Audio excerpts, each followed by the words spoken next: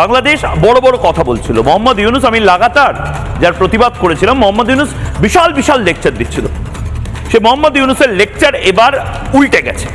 মোহাম্মদ ইউনূসেরও ঘটি খুব তাড়াতাড়ি উল্টাবে যদি এই বড় বড় লেকচারগুলো, ফাঁকা আওয়াজগুলো সে চায়না বা নেপালে গিয়ে ভারত বিরোধী এই স্ট্যান্ড পয়েন্টগুলো নেপাল বা চায়নাতে গিয়ে করে আসে।